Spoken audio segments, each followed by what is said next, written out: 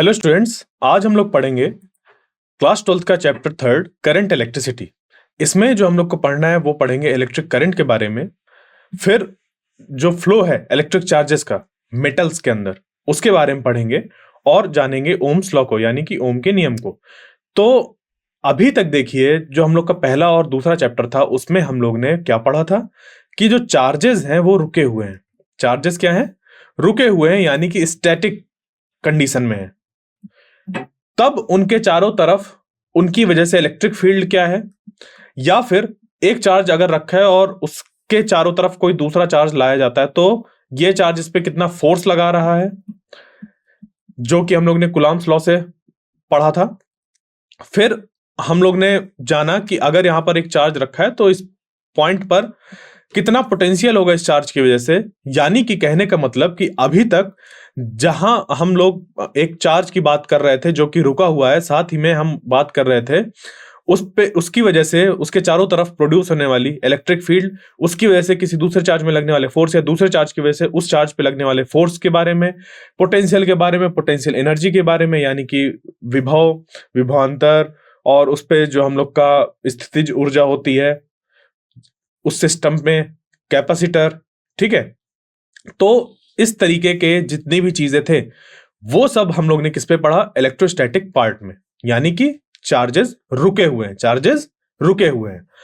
अब यहां पर जो चैप्टर थर्ड है हम लोग का, वहां उस पे हम लोग को पढ़ना है कि अगर वो चार्जेस क्या किए जाए, इस हिसाब से देखे जाए कि क्योंकि सिंपल सा एक बात समझिए कि अगर एक चार्ज यहां पर है और कूलॉम्स लॉ कहता है कि अगर इस चार्ज के पास कोई दूसरा चार्ज लाया जाएगा जो कि Q2 है अगर, और इसके बीच की डिस्टेंस R है, तो इस चार्ज की वजह से इसमें फोर्स लगेगा।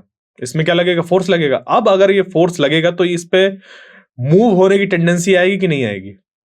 बिल्कुल आएगी, क्योंकि इस पे लग रहा है फोर्स। अगर इस पे एक नेट फोर्स अप्लाई हो रहा है, नेट फोर्स अगर अप्लाई हो रहा है इस पे, तो ये क्या करेगा? मूव करेगा। या फिर इसी सेम सिचुएशन को हम लोग कुछ इस तरीके से भी देख सकते हैं कि ये जो चार्ज है, ये इसकी इलेक्ट्रिक फील्ड जो यहां पर थी E, इस चार्ज की इलेक्ट्रिक फील्ड जो E थी, इस पे एक दूसरे चार्ज को हम लेकर आए हैं और अब इस चार्ज पर फोर्स लग रहा है इस इलेक्ट्रिक फील्ड की वजह से। तो क्या होगा? इसमें मोशन होगा, ये मूव करेगा। यानी कि स्टैटिक सिचुएशन से अब हम लोग ऐसी सिचुएशन में आ रहे हैं जहां पर जो चार्जेस हैं वो क्या कर रहे हैं? मूव कर रहे हैं। तो जब चार्ज मूव करते हैं तो उस पे होता क्या है कि देखिए, चार्ज किसी तरफ से किसी तरफ जाते हैं। यानी कि अगर हम चार्जेस को देखें तो वो हमेशा, जैसे पॉजिटिव चार्ज की अगर बात करें तो पॉजिटिव चार्ज हमेशा हायर पोटेंशियल रीजन से लोअर पोटेंशियल रीजन पे जाता है हमेशा। यानी कि अगर आप इस चार्ज की वजह से इस जगह पर पोटेंशियल मान लीजिए निकाला आपने,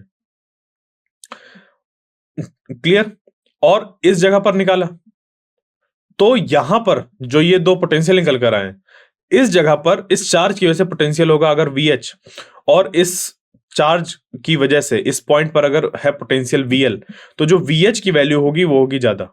और इस पॉइंट पर अगर इस चार्ज को पुट कर देते, ये जो दूसरा चार्ज है Q2, तो इस पे लगता है एक फोर्स, क्योंकि इलेक्ट्रिक फील्ड की डायरेक्शन होती है इस तरफ, इस पे लगता फोर्स और ये मूव कर जाता है। यानी कि अगर कहा जाए तो हम ये कह सकते हैं कि जो पॉजिटिव चार्ज है वो हायर पोटेंशियल से लोअर पोटेंशियल की तरफ मूव करेगा। ठीक है, यानी कि चार्ज मूव करे, वहां पर वो मूव करेगा। तो अब इसी तरीके से अगर मान लीजिए कि आपके पास एक क्या है? वायर है। क्या है? एक वायर है, और उस वायर में क्या किया गया कि इधर चार्जेस पुट कर दिए गए। इस वायर में, जिसको कि मैं एक ऐसा मोटा रॉड सा दिखा रहा हूं, मेटेलिक है ये, इसमें इधर चार्जेस पुट कर दिए गए। ठीक है, और इधर निगेटिव चार्जेस पुट कर दिए गए। तो अब होगा क्या कि क्योंकि ये कंडक्टर है और कंडक्टर में प्रॉपर्टी होती है फ्री चार्जेस की, जिसको कि हम अपने पिछले लेक्चर्स में डिस्कस कर चुके हैं, तो यहां पर ये क्या करेगा? ये इस तरफ से चार्जेस और इस तरफ से चार्जेस मूव करेंगे। निगेटिव चार्जेस जो होंगे वो इस तरफ आएंगे और पॉजिटिव चार्ज जो होगा वो इस तरफ जाएगा। यानी कि ये एक दूसरे को पुश करेंगे। कैसे? क्योंकि अगर इधर पॉजिटिव चार्ज है और इधर नेगेटिव चार्ज है तो यहां पर एक इलेक्ट्रिक फील्ड स्टैब्लिश होगी। क्या होगी? एक इलेक्ट्रिक फील्ड स्टैब्लिश होगी, क्योंकि हमने अपने जो शुरुआत के चैप्टर्स थे उस पर देखा है कि इलेक्ट्रिक फील्ड कैसे प्रोड्यूस होती है। तो अब इस इलेक्ट्रिक फील्ड में, अब क्योंकि यहां पर जो चार्जेस हैं वो फ्री है, वो मूव हो सकते हैं, तो इस इलेक्ट्रिक फील्ड के स्टैब्लिश होने के बाद ये जो चार्जेस हैं वो मूव करने लगेंगे। नेगेटिव चार्ज मूव करेगा इलेक्ट्रिक फील्ड के अपोजिट डायरेक्शन में और पॉजिटिव चार्ज करेगा इलेक्ट्रिक फील्ड की डायरेक्शन में। तो इससे धीरे धीरे क्या होगा, एक नई सिचुएशन बनेगी जहां पर कि पॉजिटिव चार्ज और नेगेटिव चार्ज एक दूसरे को नॉर्मलाइज कर चुके होंगे, ठीक है, या फिर कैंसिल आउट कर चुके होंगे, और जो इलेक्ट्रिक फील्ड की वैल्यू है वो घट के कितनी हो जाएगी? 0। यही तो कंडक्टर की क्या होती है? प्रॉपर्टी होती है कि अगर उस पर कोई भी एक्स्ट्रा चार्ज पुट करते हैं तो उसमें लगता है फोर्स उन चार्जेस पे, और वो करते हैं मूव करने के बाद उनका जो डिस्ट्रीब्यूशन होता है वो बराबर हो जाता है, और इलेक्ट्रिक फील्ड अंदर जो होती है चार्जेस की वो हो जाती है 0। यानी कि फर्दर किसी तरीके का मोशन नहीं होता, और वो आ जाता है स्टैटिक सिचुएशन में। किस पे आ जाता है? स्टैटिक सिचुएशन में। और स्टैटिक प्रॉपर्टीज जो होती हैं इस कंडक्टर की वो हम लोग ने पढ़ी हैं, ठीक है, अपने पिछले जो चैप्टर था उस पर इन सब के बारे में पढ़ा है। हमें अब किस चीज पे फोकस करना है? इस चीज पे कि किस तरीके से ये जो फ्लो है वो मेंटेन रहे। ये जो फ्लो है चार्जेस का वो क्या रहे? मेंटेन रहे। ये जो फ्लो है, समझ रहे हैं, ये जो फ्लो हो रहा था यहां पर कि यहां पर इलेक्ट्रिक फील्ड मौजूद थी और उसकी वजह से जो चार्जेस थे वो लगातार क्या कर रहे थे? फ्लो कर रहे थे। तो ये फ्लो क्या बना रहे कंटिन्यूअसली, यहां पर चार्जेस फ्लो करते रहे। तो उसके लिए क्या रिक्वायरमेंट होगी? और यही सब चीजें हम लोग को पढ़ना है किस पे? करंट इलेक्ट्रिसिटी में। फिर उसके बाद जब हम ये जान जाएंगे कि किस तरीके से करंट को हम मेंटेन रख सकते हैं, या फिर कहें कि फ्लो को मेंटेन कर सकते हैं, उसके बाद फिर इसकी वजह से किस किस तरीके के और हमें फेनोमेना देखने को मिलते हैं, इन सबको हम लोग पढ़ेंगे। बात क्लियर हुई? तो बस अब यहीं से हम लोग जानते हैं कि आखिर ये करंट इलेक्ट्रिसिटी होता क्या है। देखिए, करंट इलेक्ट्रिसिटी की अगर बात करी जाए तो ये जो करंट शब्द है, करंट, इसको समझिए, ठीक है। ये इलेक्ट्रिक करंट अगर ऐसा लिखा हुआ है तो इस करंट का क्या मीनिंग है? आपने वाटर करंट के बारे में सुना है, या फिर कभी एयर करंट के बारे में सुना है? न्यूज़पेपर पढ़ते हैं या न्यूज देखते हैं? वेदर न्यूज कभी देखी है, या बरसात के मौसम में कभी न्यूज सुनी है? उसमें कहते हैं, अगर आपने हिंदी में सुनी है तो उसमें कहते हैं कि जो पानी का बहाव है वो बहुत तेज है, ठीक है, या फिर गर्मियों के मौसम में कि हवा बहुत तेज चल रही है, या एयर करंट बहुत ज्यादा है। तो क्या यहां पर करंट का मीनिंग जो हम बचपन से समझते आ रहे हैं इलेक्ट्रिसिटी से जोड़कर, ये वही है या फिर कुछ और है? इस करंट का मतलब, एक्चुअली करंट का मीनिंग जो होता है उसका मतलब होता है फ्लो, ठीक है। करंट का मीनिंग होता है फ्लो। अब अगर वो वाटर फ्लो हो रहा है तो उसको कहेंगे वाटर करंट, यानी कि वाटर फ्लो हो रहा है उसको कह दिया क्या? Water current.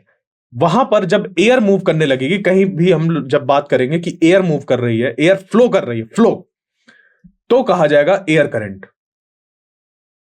इसी तरीके से इलेक्ट्रिक करंट का मीनिंग हो गया कि इलेक्ट्रिक चार्जेस जो हैं वो फ्लो कर रहे हैं, यानी कि ये एक जो है विद्युत धारा जिसे हमें कहते हैं, जिसे हम लोग जानते हैं।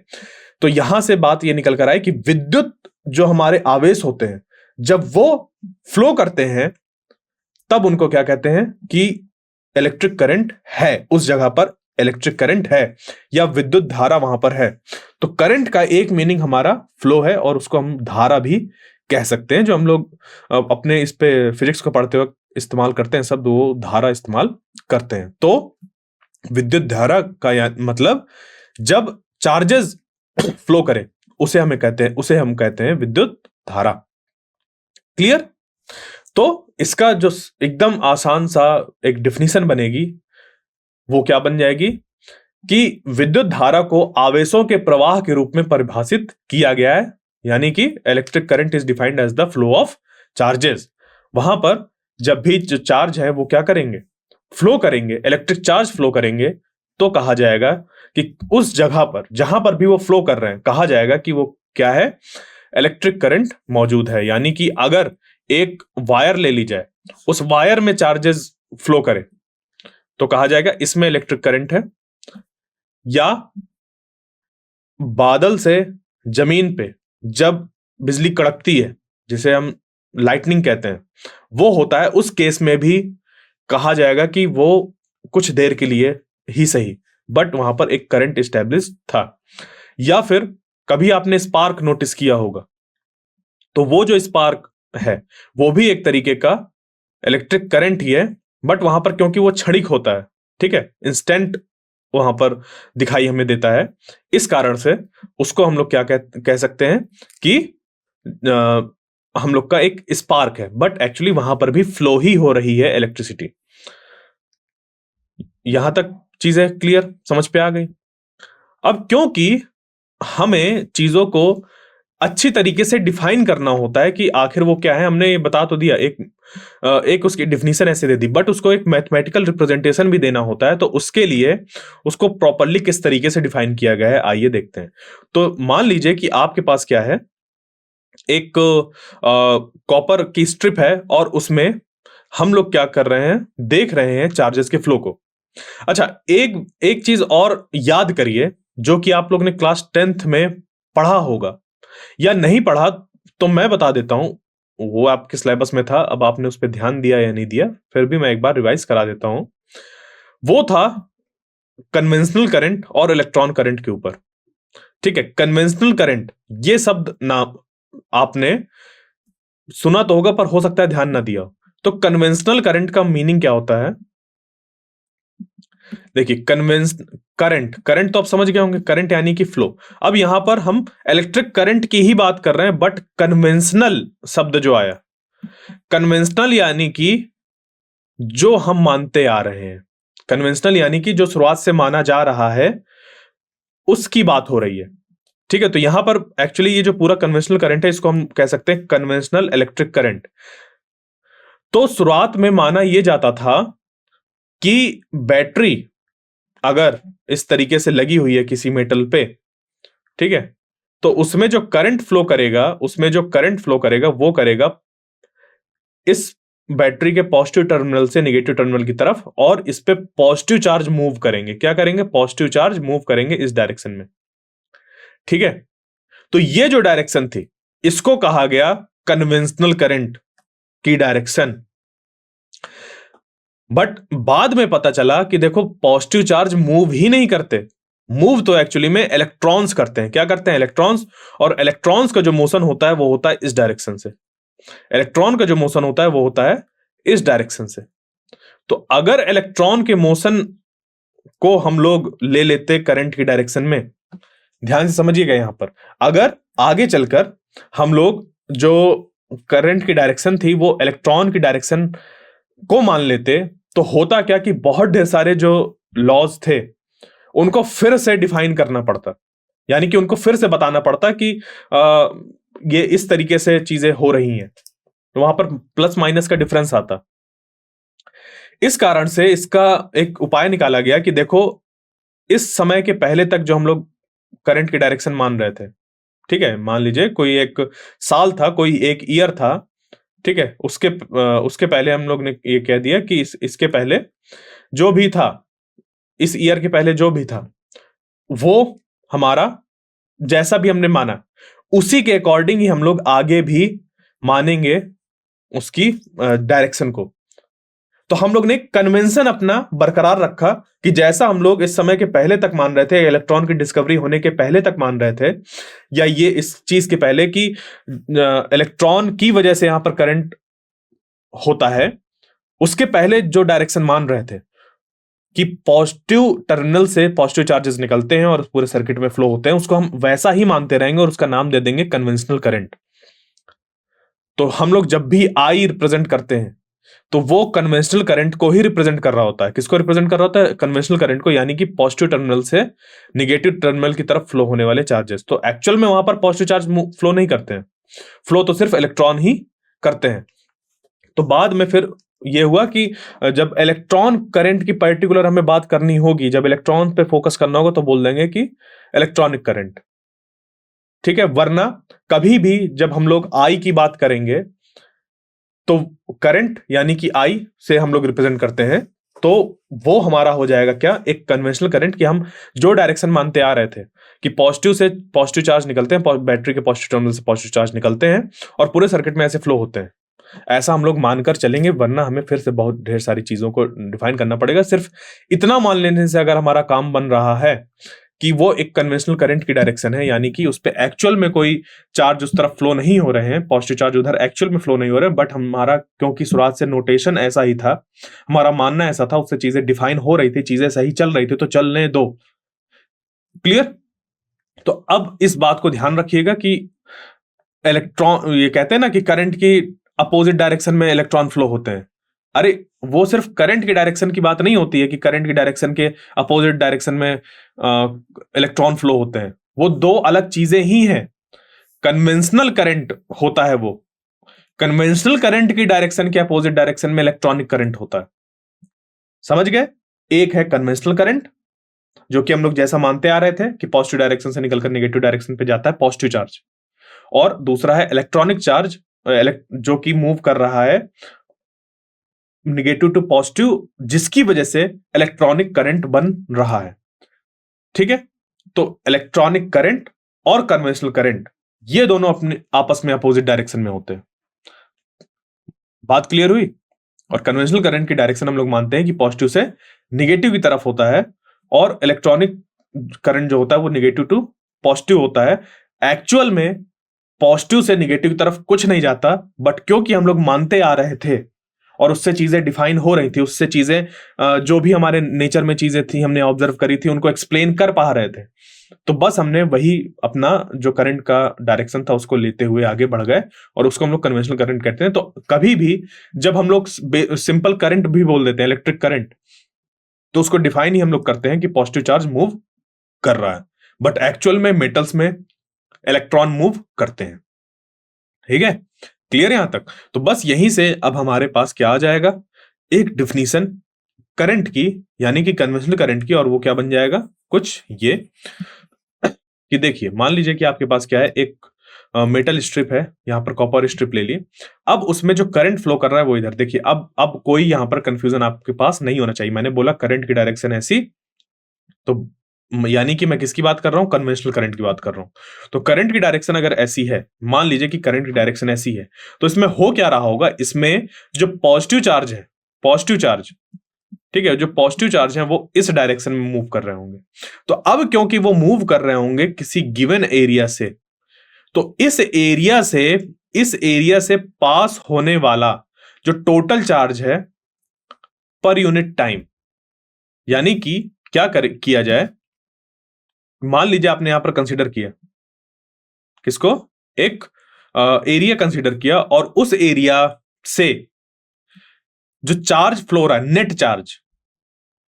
नेट चार्ज अगर क्यू फ्लो हो रहा है टी टाइम पर, तो I is equal to Q by T हमारा बन जाएगा करंट, यानी कि इससे जो पर यूनिट टाइम जो चार्ज फ्लो हो रहा है वही हमारा डिफाइन होता है करंट के रूप में। ठीक है? अब इसमें मैं एक बात जोड़ना चाहूंगा, और वो ये है कि देखिए यहां पर मैंने बोला क्यू नेट, तो क्यू नेट का मतलब क्या है, देखिए क्यू नेट को यहां पर मैं अभी क्यू से ही रिप्रेजेंट कर रहा हूं।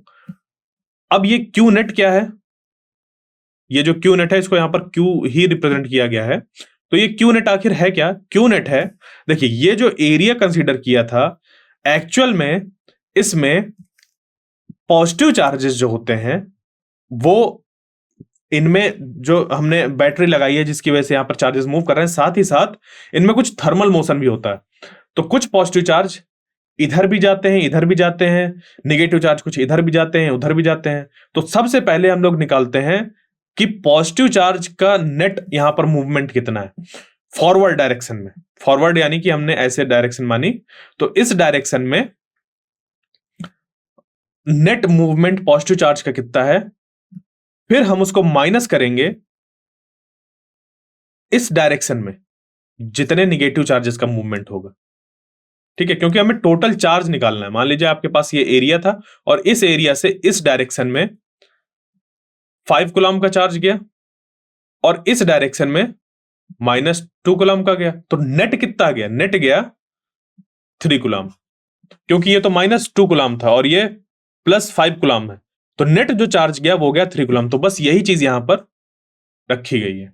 और ये जो नेट ये है जिसको कि हम Q पॉजिटिव बोल रहे हैं, ये खुद में आपस में दो चीजों से मिलकर बना हुआ है, फॉरवर्ड और बैकवर्ड डायरेक्शन में जो मूवमेंट हो रहा था। यानी कि आपको सिंपल ये समझ पे आना चाहिए कि आप एक एरिया कंसीडर करिए और उस एरिया से नेट कितना चार्ज मूव कर रहा है पर यूनिट टाइम, वही हमारा करंट डिफाइन होता है। क्लियर यहां तक? तो अब ये जो करंट हमारा डिफाइंड था, ये तब के केस में था जब करंट का जो फ्लो है वो कैसा हो, स्थिर हो, यानी कि स्थिर धारा। कैसी स्थिर धारा? अगर आप इसको पानी से कंपेयर करें, किससे कंपेयर करें? पानी से। तो पानी हौले हौले बहता जा रहा है, आराम से बहता जा रहा है, ठीक है, आराम से ऐसे फ्लो कर रहा है इस तरीके से, आराम से, यानी कि एक उस पे जो चाल है उसकी वो बराबर है इस तरीके से।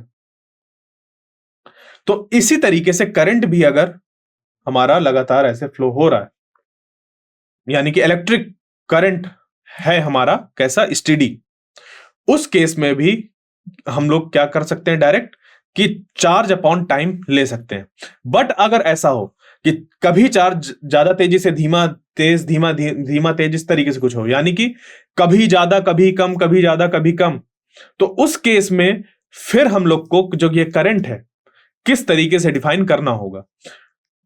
तो उसको जो डिफाइन करेंगे वो हम लोग करेंगे, यानी कि गैर स्थिर धाराओं के लिए जो करंट डिफाइन होगा, हम लोग कुछ देर तक मान लीजिए कि 12:01 से 12:02 तक हमने ऑब्जर्व किया कि कितना करंट या कितना चार्ज जो है वो कम ज्यादा हो रहा है, उस पर टोटल चेंज कितना आया। नहीं समझ पाई बात?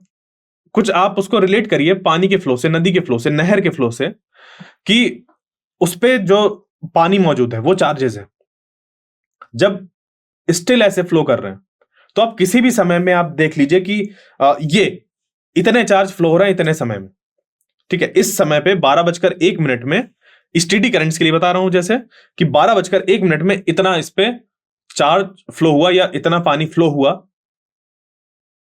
और हम उससे करंट को डिफाइन कर देंगे कि रेट क्या है, उसके फ्लो होने का रेट क्या है, किस रेट से फ्लो हो रहा है, कि इतने लीटर पानी पर सेकंड निकल रहा है, ठीक है। अगर नहर है जैसे, तो हम लोग यहां पर क्या करें, अगर वो सेम ऐसे फ्लो से आ रही है, स्टेडी एक फ्लो है उसका, तो क्या करेंगे, हम ये देख लेंगे कि 12:01 जैसे ही हुआ तो उस समय यहां से कितना पानी गिरा आगे, ठीक है, आगे इस जगह से कितना पानी आगे गया। तो जितना भी पानी गया होगा, मान लो कि गया कि 1000 लीटर पानी चला गया, तो वो 1000 लीटर पर सेकंड वो बन गया क्या, उस पानी के फ्लो होने का करंट, ठीक है, इलेक्ट्रिक करंट। अब हमें डिफाइन करना है, अब हमें क्या करना है, इलेक्ट्रिक करंट डिफाइन करना है, तो हमें इलेक्ट्रिक चार्जेस को देखना पड़ेगा। तो अगर ये क्या है, हम पर एक वायर है और उस वायर में गिवन एरिया से एक स्टेडी करंट फ्लो हो रहा है अगर, तो उस पर हम क्या करेंगे, एक इंस्टेंट पे T = टाइम जो भी हमने माना, उस टाइम पर यहां से कितना चार्ज फ्लो हुआ उसको हम लोग T से, जिस भी टाइम पे ऑब्जर्व किया उससे डिवाइड कर देंगे, हमारे जो करंट था I की वैल्यू, स्टेडी करंट की वैल्यू वो निकल कर आ जाएगी। बट अगर कुछ इस तरीके का है कि जो चार्ज है कभी वो ज्यादा आ रहा है, कभी कम आ रहा है, कभी ज्यादा कभी कम, यानी कि जो नहर है आपकी, उस नहर पे पानी जो है वो कभी कम गिर रहा है, कभी ज्यादा गिर रहा है, ठीक है। जो आपकी ये नहर बनी थी, यहां से इस जगह से कभी पानी ज्यादा गिर रहा है, कभी कम गिर रहा है। यहां पर आपके पास कुछ ऐसा नहीं है कि आप बोल सकें कि इस समय पे इतना था करंट। तो उसके लिए क्या करते हैं, थोड़ी देर के लिए चीजों को ऑब्जर्व करते हैं। तो थोड़ी देर के लिए, यानी कि 12:01 से लेकर 12:02 तक, कुछ ऐसा माना जा सकता है। यानी कि ये जो डेल्टा टी है ये रिप्रेजेंट कर रहा है 12:02 माइनस 12:01। ऐसे माइनस करते नहीं है, मैं सिर्फ रिप्रेजेंट कर रहा हूं समझाने के लिए कि 12:02 से हमने घटा दिया 12:01 को, तो यानी निकल कर आ गया 1 मिनट, यानी कि 60 सेकंड तक हमने ऑब्जर्वेशन किया। उस 60 सेकंड में नेट या चार्जेस में कितना चेंज आया, ठीक है, वो हम लोग ने ऑब्जर्व किया।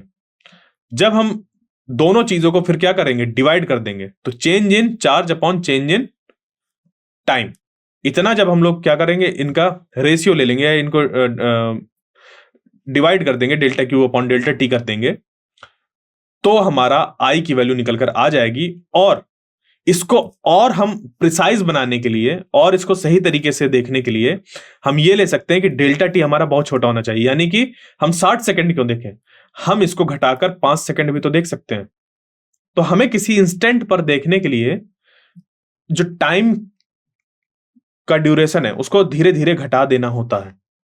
इस तरीके से हमारी किसी टाइम टी पर भले ही उस पे जो चार्जेस हैं वो कैसा हो, चेंज हो रहा हो, वेरी कर रहा हो, कभी ज्यादा कभी कम आ रहे हो, बट फिर भी उसके लिए हम लोग करंट को किसी पर्टिकुलर टाइम टी पर डिफाइन कर सकते हैं। यानी कि इस तरीके से जो चीजें होती है हमारी डिफाइन की जाती हैं कि I limit delta T tending to 0 और delta Q upon delta T. यानी कि इसका मतलब समझे कि हम लोग क्या कर रहे हैं, इस टी टाइम, इस इंस्टेंट पर, इस पर्टिकुलर टाइम टी पर हम लोग निकालना चाह रहे हैं कि कितना करंट होगा।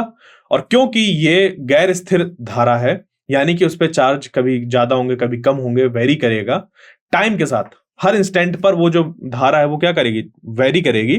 तो हम लोग ने थोड़े ज्यादा टाइम के लिए ऑब्जर्व किया, उस पर कितना चार्ज चेंज हुआ उसको उससे डिवाइड किया, और फिर धीरे धीरे वो जो ऑब्जर्वेशन है हम लोग का वो घटाते जा रहे हैं और उसको ला रहे हैं किस पे, घटाते हुए कि एक क्षण के लिए हम लोग ले आए कि हमने तुरंत उसको ऑब्जर्व किया और तुरंत ही उसको बता दिया कि कितना करंट है।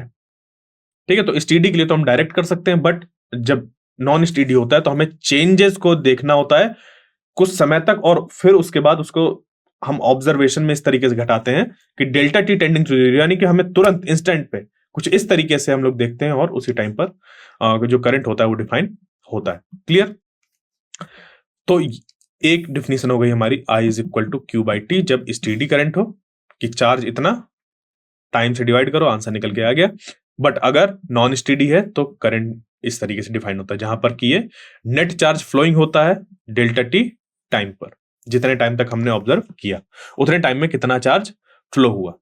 ठीक है, अब बढ़ते हैं आगे और इसके यूनिट की बात करते हैं। तो देखिए आई जो है करंट को आई से रिप्रेजेंट करते हैं, तो आई जो है वो है चार्ज अपॉन टाइम, यानी कि क्यू का मतलब क्या है, चार्ज अपॉन टाइम।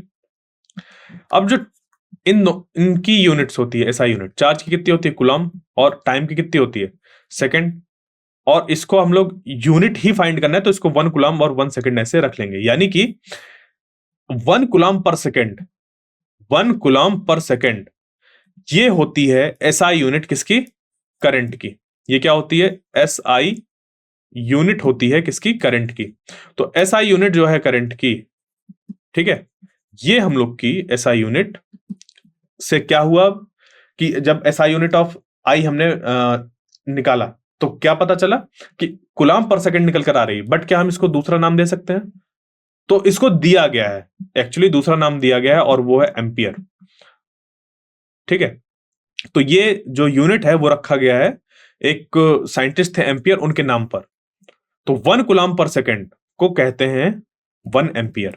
ठीक है, यहां पर देखिए ये जो चार्ज की यूनिट थी वो भी एक साइंटिस्ट के नाम पर थी कूलम, और सेकंड तो सेकंड एस हमारा डिफाइन होता है, तो 1 कूलम पर सेकंड ये निकलकर आ गया 1 एम्पियर पे। ठीक है, इस तरीके से हम लोग एसआई यूनिट को डिफाइन करते हैं। यानी कि इसका क्या मतलब हुआ, कोई हमारे पास अगर कंडक्टर है, उस पे हमने जो भी एरिया है उसको ऑब्जर्व किया, जितना भी एरिया है उसको ऑब्जर्व किया, वहां से 1 सेकंड में कितना चार्ज फ्लो कर रहा है, अगर हम उसको देखते तो हमारा निकल कर आ जाता क्या, करंट। बट अगर हम लोग ये देखें कि ये जो पर्टिकुलर हमारे पास कंडक्टर है, इसमें कुछ इस तरीके का बैटरी लगाई गई, कुछ इस तरीके की बैटरी लगाई गई कि इसमें 1 सेकंड में इतने एरिया से 1 कूलम चार्ज पास हो रहा है, समझे।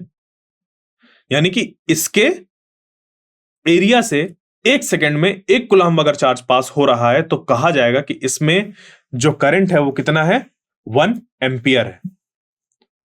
ठीक, अब ये जो 1 एम्पियर है ये खुद में डिफाइन होती है, क्योंकि देखिए जो चीजें होती हैं उन्हें हमें रिलेट करना होता है कुछ पहले से पता की गई चीजों से। तो 1 एम्पियर को कैसे डिफाइन किया गया है वो हम लोग क्या करेंगे, पढ़ेंगे अपने नेक्स्ट चैप्टर पे, क्योंकि देखिए 7 फंडामेंटल यूनिट्स होती हैं हम लोग की, और उन 7 फंडामेंटल यूनिट्स में से एक होती है एम्पियर। और ये 7 फंडामेंटल यूनिट्स के बारे में आपने अपने क्लास 11th के शुरुआत के चैप्टर में पढ़ा है। ठीक है, तो वो उन 7 फंडामेंटल यूनिट्स में से एक यूनिट करंट की भी होती है, क्योंकि हम लोग करंट की यूनिट को फिजिकली रिलेट करके निकाल सकते हैं। ठीक है, तो इसके बारे में आप जो और अच्छे तरीके से जानने के लिए जो यूनिट वाला चैप्टर है हम लोग का, यूनिट एंड डायमेंशन, उसको समझिए, क्योंकि यूनिट किस तरीके से डिफाइन की जाती हैं ये वहां का टॉपिक है।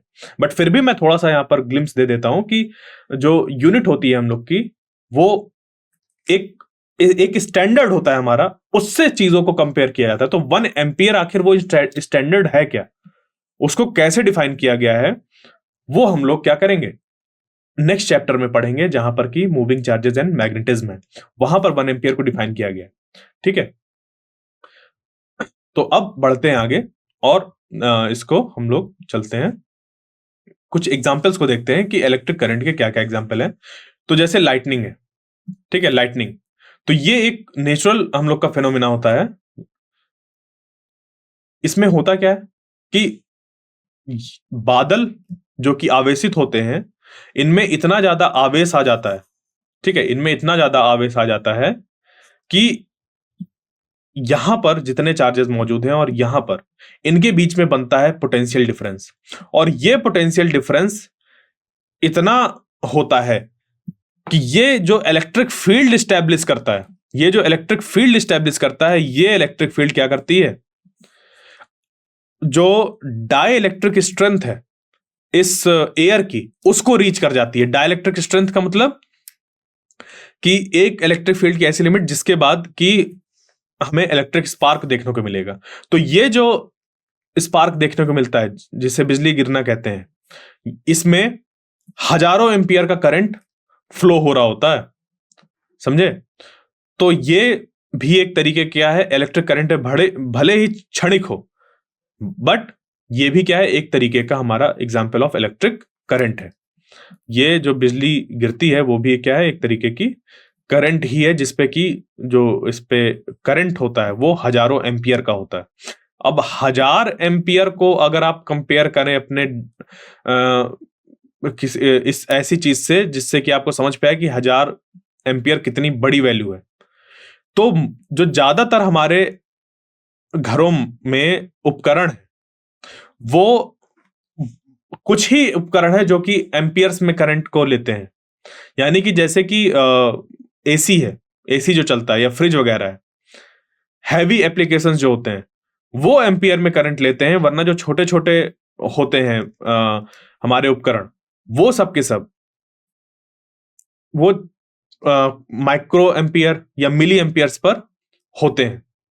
ठीक है, मिली एम्पियर्स पर बेसिक चलते हैं। जैसे मोबाइल है हम लोग का, ये मिली एम्पियर्स में वर्क करता है, समझ रहे हैं। तो अब समझिए ये मिली एम्पियर का मतलब 10⁻³ एम्पियर। 10⁻³ एम्पियर यानी कि 1/1000 एम्पियर, 1/1000 एम्पियर, और इधर 1000 एम्पियर, मतलब अंतर देख रहे हैं, अंतर कितना ज्यादा है। यहां पर जो हम घरों पर इस्तेमाल कर रहे हैं, यानी कि मोबाइल फोन सबसे बढ़िया एग्जाम्पल, उसमें जो करंट है वो है मिली एम्पियर्स का, और वो होता है 1/1000 एम्पियर। और यहां पर जो बिजली गिर रही है वो 1000, यहां पर हजारों हैं, सिर्फ 1000 नहीं है, यानी कि 1000 से ज्यादा, बहुत ढेर सारे हजार। ठीक है, 10,000 भी हो सकता है, 16,000 भी हो सकता है, कुछ भी यहां पर बहुत ज्यादा करंट होगा। तो ये इसी वजह से इतनी ज्यादा खतरनाक होती है कि अब क्योंकि जो यहां पर इलेक्ट्रिक करंट होता है, इसके पास हीटिंग इफेक्ट भी होता है, जिसको कि हम लोग क्लास 10th में पढ़कर आए हैं कि अगर किसी जगह से इलेक्ट्रिक करंट फ्लो हो रहा है तो उस पे जो हीट पैदा होती है वो होती है I²R_T। ठीक है, इतनी हीट उस पर प्रोड्यूस होती है अगर किसी जगह से आई करंट फ्लो हो रहा है। जहां पर आर रेजिस्टेंस है, अभी ये सब भी हम लोग देखेंगे, बट फिर भी आप 10th क्लास में इनको पढ़कर तो आए ही हैं। ठीक है, जूल्स लॉ ऑफ हीटिंग होता है ये। यानी कि अगर आई बहुत ज्यादा हो गया, करंट बहुत ज्यादा हो गया, तो वहां पर हीट भी बहुत ज्यादा प्रोड्यूस होगी। तो भले ही वो क्षणिक होता है ये, बट फिर भी बहुत ज्यादा वो हीट प्रोड्यूस कर देता है, इस वजह से ये लीथल होती है। यानी कि लीथल मतलब कि प्राणघातक। तो इस वजह से ये जो हमारी लाइटनिंग है ये काफी खतरनाक होती है। ठीक है, दूसरा और कहां पर हमें इलेक्ट्रिक करंट देखने को मिलता है, जैसे कि टॉर्चेस वगैरह हो गए या क्लॉक हो गई, ठीक है, घड़ी वगैरह है, तो इन सब में, या मोबाइल फोन है, इन सब में, कंप्यूटर है, लैपटॉप है, या कह लीजिए बल्ब है, फैन है। तो आजकल तो हर एक चीज, किसी भी पे आप अपने चारों तरफ एप्लीकेशंस देखेंगे, उन सब में क्या है, इलेक्ट्रिसिटी की यूज हो रही है। अब तो कार भी चलने लगी हैं, ठीक है, बाइक चलती हैं, ई रिक्शा चलते हैं, ट्रेन्स चलती हैं। तो अब तो इलेक्ट्रिसिटी से हर चीज चलाई जा रही है। ठीक है, तो ये सब हम लोग का क्या है, एग्जाम्पल ऑफ इलेक्ट्रिक करंट है। और एक और बढ़िया सा एग्जाम्पल है, और वो है हमारे शरीर में मौजूद इलेक्ट्रिक करंट। देखिए, हम कोई भी मूवमेंट जो कर पा रहे हैं, मैं अपना हाथ हिला पा रहा हूं, बोल पा रहा हूं, सोच पा रहा हूं, सबसे बड़ी बात मैं सोच जो पा रहा हूं, वो सब का सब इस इलेक्ट्रिक करंट की वजह से ही है। क्योंकि हमारे ब्रेन में जो मौजूद होते हैं नर्व सेल, उनमें इलेक्ट्रिकल सिग्नल फ्लो होता है, और उसी सिग्नल की वजह से ही कंट्रोल एंड कोऑर्डिनेशन हमारी पूरी बॉडी का होता है। यानी कि मेरा सोचना, मेरा बोलना, मेरा चलना, मेरा उठना, मेरा लिखना, हर एक चीज जो भी हो रहा है, वो सब किस वजह से हो रहा है, क्योंकि हमारे शरीर में माइक्रो एम्पियर्स के ऑर्डर की, ठीक है, माइक्रो एम्पियर्स यानी कि 10⁻⁻6, 10⁻⁻6 माइक्रो एम्पियर का मतलब होता है 10⁻⁻6। इतनी छोटी वैल्यू का करंट फ्लो करता है हमारे नर्व्स पे। इसी वजह से हम लोग कंट्रोल एंड कोऑर्डिनेशन कर पाते हैं। अगर ये नहीं होता तो बहुत ढेर सारी चीजें हम लोग एग्जिस्ट ही नहीं करते। ठीक है, अगर हमारी बॉडी में ये नहीं होता।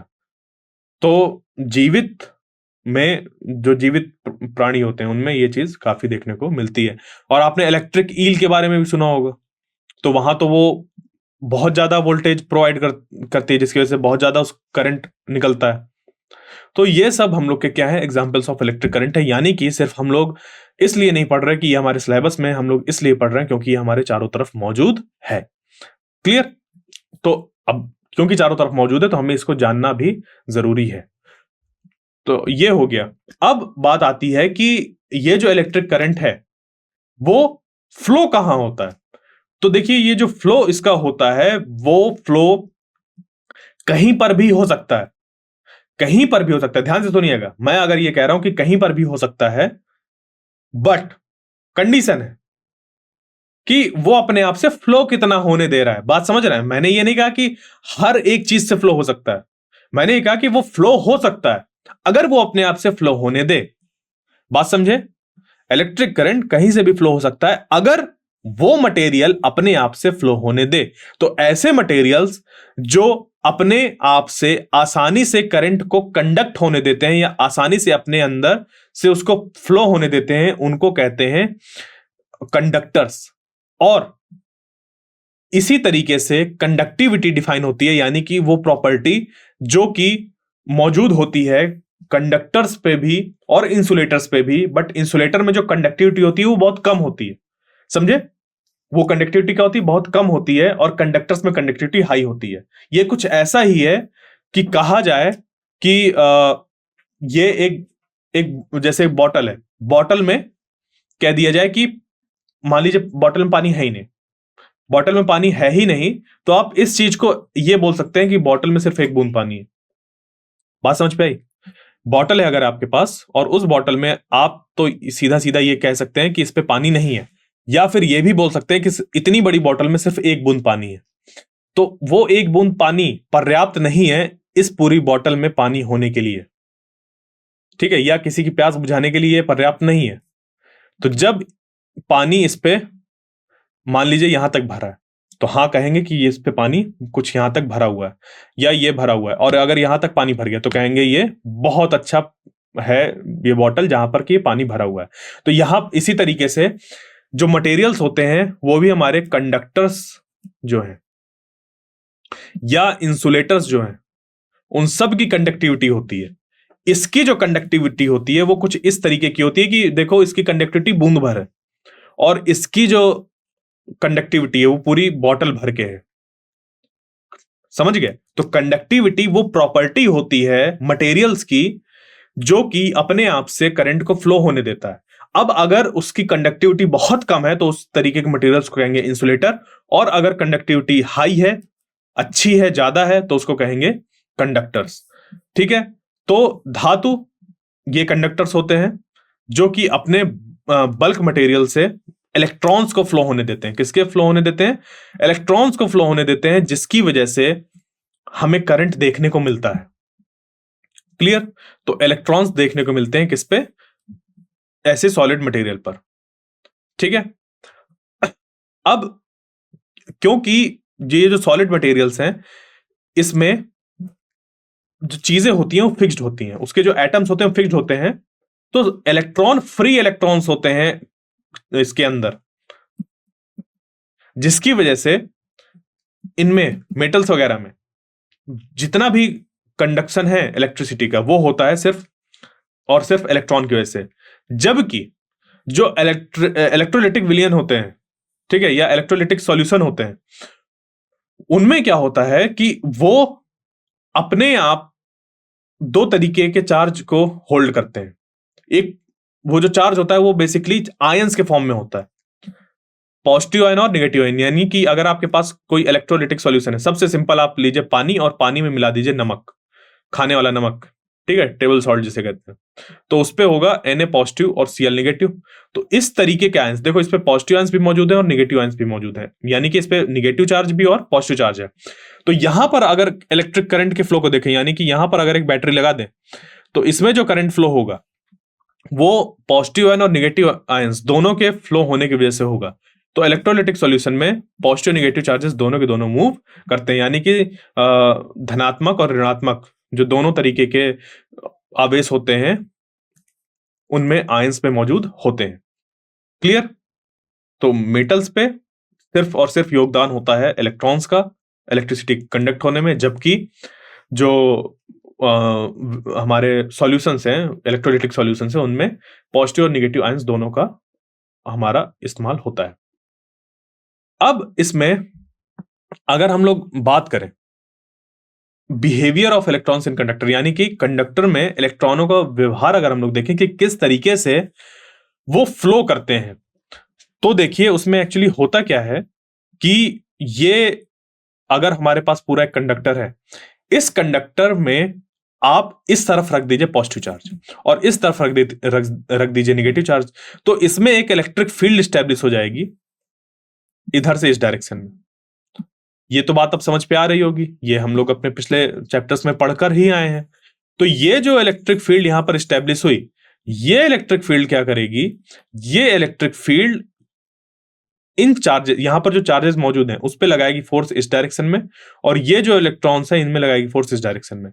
तो ऐसा करने में यहां पर चार्जेस होंगे फ्लो, जिसकी वजह से अब क्योंकि ये electric field I he in charges के दो इस पूरे मेटल के दो सिरों में होने की वजह से था, अब ये आपस में मूव करने लगे हैं, तो धीरे धीरे करते करते जो इलेक्ट्रिक फील्ड की वैल्यू हो जाएगी वो हो जाएगी 0, क्योंकि चार्जेस अपने आप को रीडिस्ट्रीब्यूट कर लेंगे इस तरीके से कि इसके अंदर किसी भी तरीके के इलेक्ट्रिक फील्ड ना बचे। और ये कंडक्टर की प्रॉपर्टी होती है कि स्टैटिक सिचुएशन में, यानी कि किसी भी तरीके का चार्ज में मोशन ना हो, उस सिचुएशन में इलेक्ट्रिक फील्ड 0 होती है कंडक्टर के अंदर।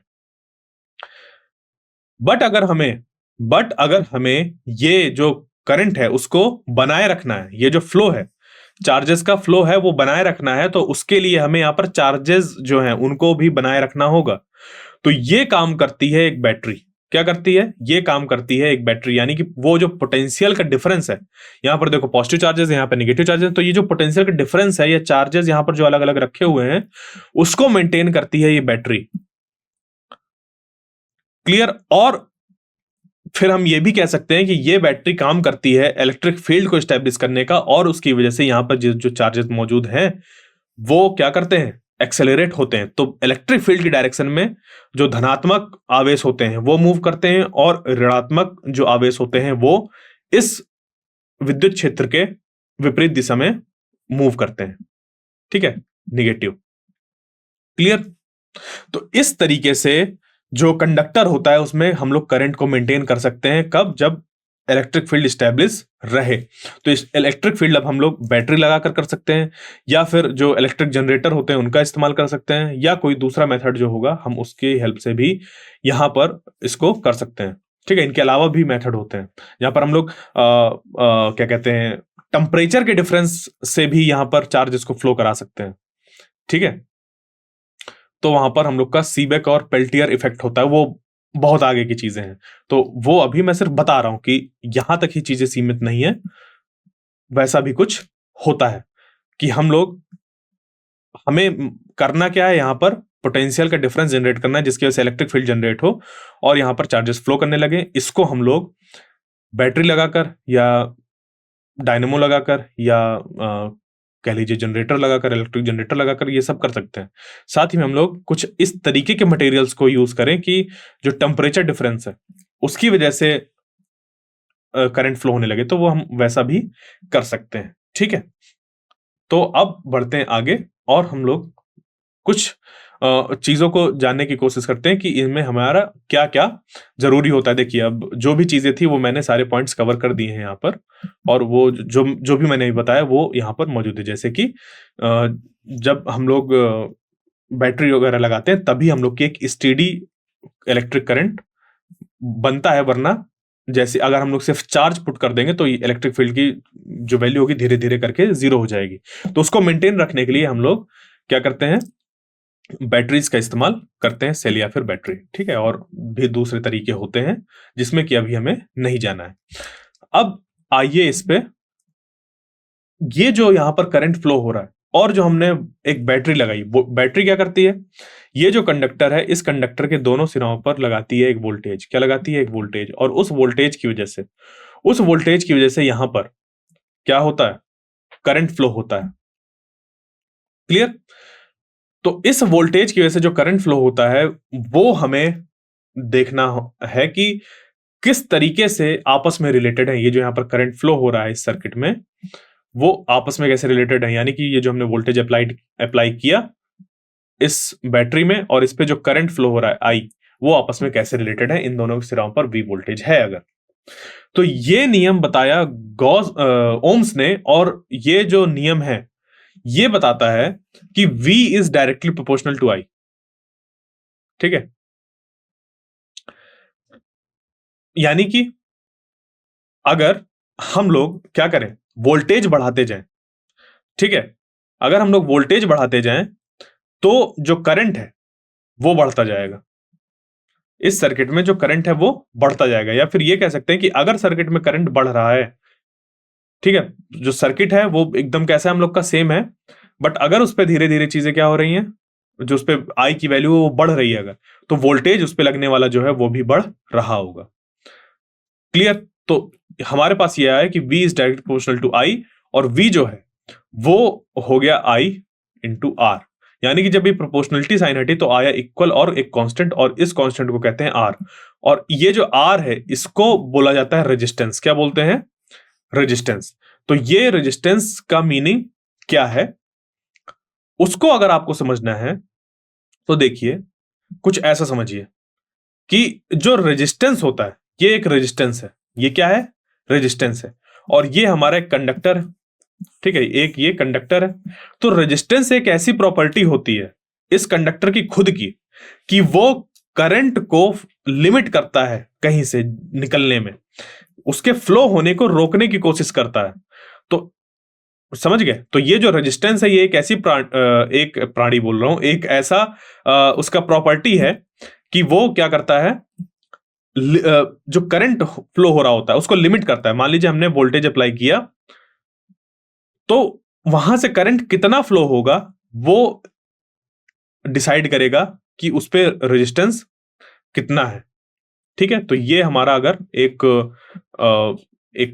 कंडक्टर हो गया, इस कंडक्टर में हमने वी वोल्टेज अप्लाई किया, इस वी वोल्टेज से क्या होगा, यहां पर जो भी करंट है वो अगर स्टैब्लिश हुआ आई, ठीक है, तो इस आई को अपोज कर रहा होगा, इसके मतलब इस करंट को फ्लो होने को अपोज कर रहा होगा ये रेजिस्टेंस। देखिए, देख पा रहे हैं यहां पर, ये ऐसा विजुअलाइजेशन है। ये बता रहा है कि वोल्टेज क्या कर रहा है, धक्का लगा रहा है कि अरे चलो फ्लो हो। वोल्टेज धक्का लगा रहा है कि फ्लो हो, जबकि रेजिस्टेंस कह रहा है मैं होने नहीं दूंगा, मैं यहां से फ्लो होने ही नहीं दूंगा। तो रेजिस्टेंस कुछ ऐसी प्रॉपर्टी होती है जो कि क्या करती है, रजिस्ट करती है करंट के फ्लो को। रेजिस्टेंस को हम लोग मेजर करते हैं ओम्स में, रेजिस्टेंस को हम लोग मेजर करते हैं ओम्स में, और ओम्स को लिखा जाता है ऐसे, ओमेगा के सिंबल से। ओमेगा सिंबल का यूज करके हम लोग जो आर की वैल्यू यूनिट है उसको हम लोग रिप्रेजेंट करते हैं। तो देखिए, वी की हमें यूनिट पता है, आई की हम लोग अभी इसी लेक्चर में निकाल कर आए हैं, और आर की हमने यूनिट बता दी क्या होती है, ओम्स होती है। इसको हम लोग जब रिप्रेजेंट करते हैं तो ओमेगा सिंबल से रिप्रेजेंट करते हैं, और ये होता है, इस सिंबल को ओमेगा कहते हैं। ठीक है, जैसे ये बना हुआ है ना ओमेगा। क्लियर? तो अब ये अगर इस रेजिस्टेंस की बात करी जाए कि ये जो रेजिस्टेंस है, ये रेजिस्टेंस किस बात पे डिपेंड करता है। देखिए, ये यहां पर क्या है, आर वो कांस्टेंट ऑफ प्रोपोर्शनलिटी है, तो आर वी और आई पे डिपेंड नहीं करेगा। बिल्कुल आप उस फॉर्मूले पे चलती है जहां पर ये था C is equal to Q by V. याद आया कुछ? Capacitance is equal to charge upon potential difference. तो ये जो कैपेसिटेंस था इस पे डिपेंड नहीं कर रहा था, कैपेसिटेंस था हमारा epsilon not A by D, ये निकल कर आ रहा था एक पैरेलल प्लेट कैपेसिटर का। सिमिलरली यहां पर भी जो आर है वो प्रोपोर्शनलिटी कांस्टेंट है, यानी कि जो हमने पूरा सिस्टम लिया है, जो हमने अरेंजमेंट लिया है, जो हमने इलेक्ट्रिक सर्किट लिया है, उस सर्किट का रेजिस्टेंस है। अब हम यहां पर बैटरी बदलते जा रहे हैं, हम यहां पर क्या करते हैं, बैटरी बदलते जा रहे हैं, बड़ी बैटरी हम अगर लगा रहे हैं, तो उस केस में क्या होगा, इस आई की वैल्यू बढ़ेगी। जबकि ये देखो सिस्टम तो सेम ही है ना, यहां पर वोल्टेज और बढ़ाओ, ये जो वोल्टेज है उसको और बढ़ाओ तो आई की वैल्यू और बढ़ेगी, वी को और बढ़ाओ तो आई की वैल्यू और बढ़ेगी।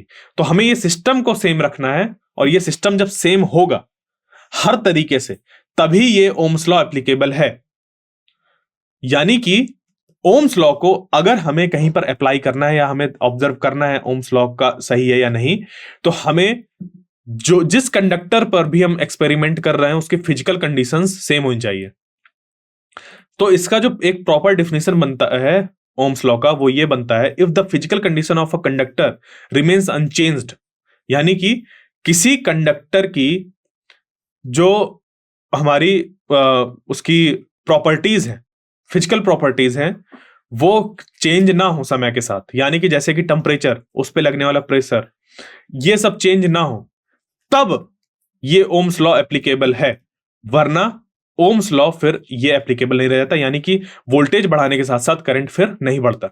और ये बात आ जाती है फिर हमारा लिमिटेशंस ऑफ ओम्स लॉ में, जिसको कि हम लोग अपने अगले लेक्चर में जानेंगे, लिमिटेशंस ऑफ ओम लॉ, कि ओम्स लॉ कहां कहां पर एप्लीकेबल नहीं होता, किस किस सिचुएशन में।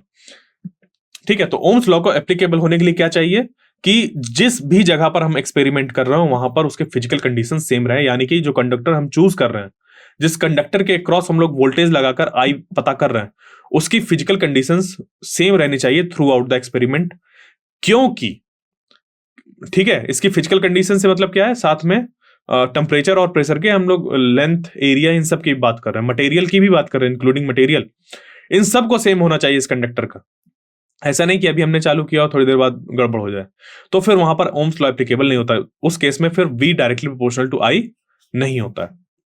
तो वो लिमिटेशंस ऑफ ओम्स लॉ में होगा, वो वहां पर हम लोग पढ़ेंगे। अभी क्या है ओम्स लॉ, जो कि होता है हमारा V directly proportional to I if the physical condition of a conductor remains unchanged, यहां पर फिजिकल कंडीशन उसकी चेंज ना हो। तब यहां पर जो R है वो है एक प्रोपोर्शनलिटी कांस्टेंट, जिसको कि हम लोग कहते हैं रेजिस्टेंस। रेजिस्टेंस प्रॉपर्टी होती है उस मटेरियल की जो कि करंट के फ्लो को या फिर इलेक्ट्रिक करंट को रजिस्ट करता है, उसको फ्लो होने से रजिस्ट करता है, वोल्टेज करता है कि चलो बढ़ो, जबकि ये क्या कहता है, रुको, मैं नहीं जाने दूंगा। क्लियर? इसको हम लोग मेजर करते हैं ओम्स में, और यहां से अब साफ साफ समझ पे आ रहा हो किसके नाम पर पड़ा है, ये ओम्स के नाम पर ही पड़ा है, ओम्स इसकी यूनिट।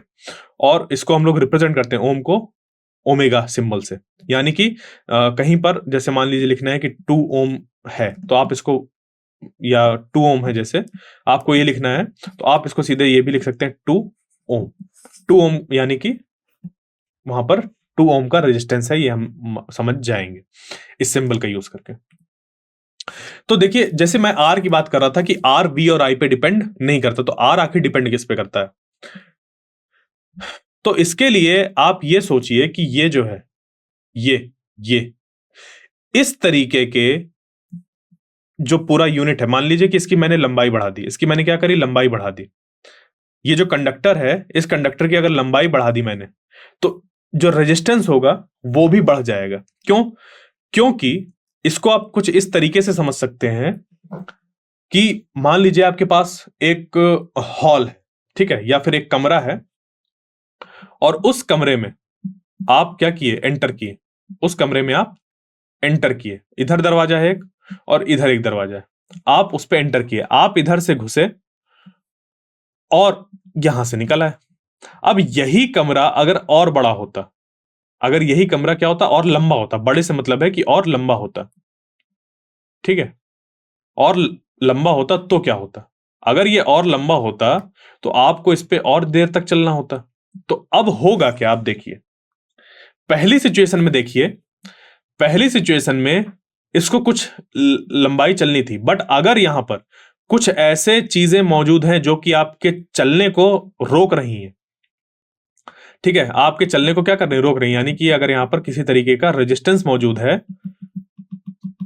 तो अगर इसकी लंबाई बढ़ा दी जाए, इस कमरे की लंबाई और बढ़ा दी जाए, तो वहां पर रेजिस्टेंस और भी आपको देखने को मिलेगा, ठीक है, यानी कि आप यहां पर रेजिस्टेंस ऐसा समझ सकते हैं कि यहां पर लोग खड़े हैं, ठीक है, तो लोग अगर खड़े हैं तो होगा क्या कि अगर आप इस कमरे में और एडिशन कर देंगे तो यहां पर और लोग के खड़े होने की जगह हो जाएगी, जिसकी वजह से यहां पर और लोग खड़े हो जाएंगे, और आपको जब यहां से घुसेंगे तो बहुत ज्यादा लोगों से टकराते हुए आगे बढ़ना पड़ेगा, जिसकी वजह से यहां पर आपका जो फ्लो है वो रिड्यूस हो जाएगा। यानी कि अगर कंडक्टर की लंबाई बढ़ा दी जाए, अगर कंडक्टर की लंबाई बढ़ा दी जाए, यानी कि L का 2L कर दिया जाए, तो ये देखने को मिला कि जो रेजिस्टेंस होता है, अगर रेजिस्टेंस अगर किसी कंडक्टर की लंबाई को दोगुना कर दिया जाए, तो ये देखने को मिला कि लंबाई दोगुनी होने के साथ साथ ये जो रेजिस्टेंस था वो भी दुगना हो गया,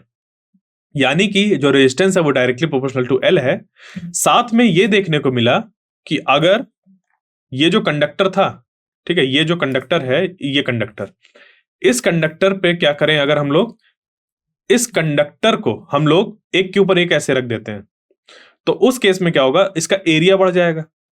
या फिर आप ये समझिए कि अगर ये था, इसको हमने आधा यहां से कट कर दिया, तो इसका जो क्रॉस सेक्शनल एरिया है, क्रॉस सेक्शनल एरिया वो देखिए आधा हो गया। क्रॉस सेक्शनल एरिया कितना हो गया, आधा हो गया। तो उस केस में जो रेजिस्टेंस होगा वो हम लोग का बढ़ जाएगा जब एरिया आधा हो गया। क्यों?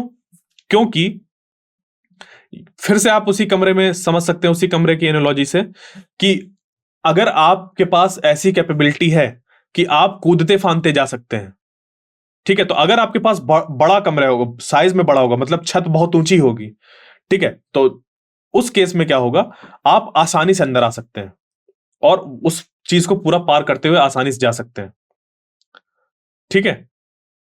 और अगर वही कमरा बहुत क्या कर दिया जाए, कंजेस्टेड, पहले ही वहां पर लोग भरे हुए हैं और उसको और छोटा कर दिया गया, तो आपके पास उछलने कूदने की जगह कम बचेगी, जिसकी वजह से आप वहां से निकलने में आपको ज्यादा रेजिस्टेंस महसूस होगा। तो सिमिलर यहां पर भी होता है इलेक्ट्रॉन्स के साथ, कि जब लंबाई बढ़ा दी जाती है, ठीक है, किसी कंडक्टर की, तो लंबाई बढ़ने के साथ साथ उस कंडक्टर की, जो भी हम लोग ने लिया, उसकी जो रेजिस्टेंस की वैल्यू होती है वो भी बढ़ जाती है, और अगर उस रेजिस्टेंस के एरिया को घटा दिया गया, क्या कर दिया गया, घटा दिया गया, तो रेजिस्टेंस बढ़ जाता है। यानी कि इन दोनों के बीच का जो रिलेशन होता है वो होता है इनवर्सली, यानी कि इसको घटाओ तो ये बढ़ जाएगा, और अगर इसको बढ़ाया तो ये हमारा क्या हो जाएगा, इसको अगर बढ़ा दिया तो ये घट जाएगा। ठीक है, तो ये दोनों चीजें निकल कर आती हैं, R is directly proportional to L या फिर R is inversely proportional to A. अगर इन दोनों को साथ में लिख दिया जाए तो हम लोग लिख सकते हैं R is proportional to L by A, जो कि यहां पर लिखा हुआ है, और जब प्रोपोर्शनलिटी साइन हटेगी तो आ जाएगा R is equal to rho L by A. अब यहां पर ये जो रो है, रो इसको कहते हैं, ये रो क्या हुआ, ये एक प्रॉपर्टी है किसकी, उस मटेरियल की। यहां पर जो रेजिस्टिविटी है वो प्रॉपर्टी है उस मटेरियल की, कि ये जो मटेरियल है, अगर हम मटेरियल सेम रखें थ्रू आउट द, यहां पर जो भी हम एक्सपेरिमेंट किए उसमें मटेरियल सेम रखें, यानी कि अगर कॉपर की वायर की लंबाई बढ़ा रहे थे, घटा रहे थे, उसके एरिया को बढ़ा घटा रहे थे, तब ये वाले रिलेशंस एप्लीकेबल हैं। अगर आपने चालू किया था कॉपर से और थोड़ी देर बाद आपने ब्रास ले लिया, तब आपको ये देखने को नहीं मिलेगा। तो जो मटेरियल है वो फिक्स होना चाहिए, तो उसको फिक्स कर रहा है कौन, ये रो बता रहा है रेजिस्टिविटी की, उस मटेरियल की प्रॉपर्टी होती है रेजिस्टिविटी, और ये जो रेजिस्टिविटी होती है वो कंडक्टिविटी के जस्ट अपोजिट होती है। यानी कि जहां पर अभी तक हम लोग देख रहे थे कि इस बॉटल में एक बूंद पानी भरा हुआ है, अब हम बोलेंगे कि ये बॉटल एक बूंद को छोड़ के पूरी खाली है, नजरिया दूसरा हो गया। इस बॉटल में जहां तक हम लोग कह रहे थे इंसुलेटर्स के केस में कि सिर्फ एक बूंद पानी भरा हुआ है, अब हम कहेंगे कि पूरा का पूरा खाली है। या ये जो बॉटल जिसपे यहां तक पानी भरा था, तो हम अब ये नहीं कहेंगे कि ये इतना पानी भरा हुआ है, कंडक्टर्स के केस में ये नहीं कहेंगे कि इतना तक पानी भरा हुआ है, ये कहेंगे ये इतना खाली है। ठीक है, इसी तरीके से अगर यहां तक पानी भरा हुआ है तो कहेंगे कि ये इतना खाली है। अब क्योंकि ये इतना सिर्फ खाली है, ऊपर जो हिस्सा मौजूद था, ठीक है, ये सिर्फ इतना खाली है, इस वजह से ये अच्छा कंडक्टर है और ये हमारा इंसुलेटर है, क्योंकि इस पे बहुत ज्यादा जगह खाली है। यानी कि इस पे ये कंडक्टिविटी का जस्ट अपोजिट हो गया। कंडक्टिविटी क्या प्रॉपर्टी थी, उसको जो चार्जेस थे उसको आसानी से फ्लो होने वाली बताती थी, उस जो कंडक्टिविटी थी, जबकि रेजिस्टिविटी बताती है प्रॉपर्टी कि वो जो मटेरियल है वो मटेरियल कितना रेजिस्टेंस प्रोवाइड कर रहा है, उसको कितना ज्यादा रेजिस्टेंस प्रोवाइड कर रहा है। तो जो रेजिस्टिविटी होती है ये हम लोग की मटेरियल्स की प्रॉपर्टी होती है।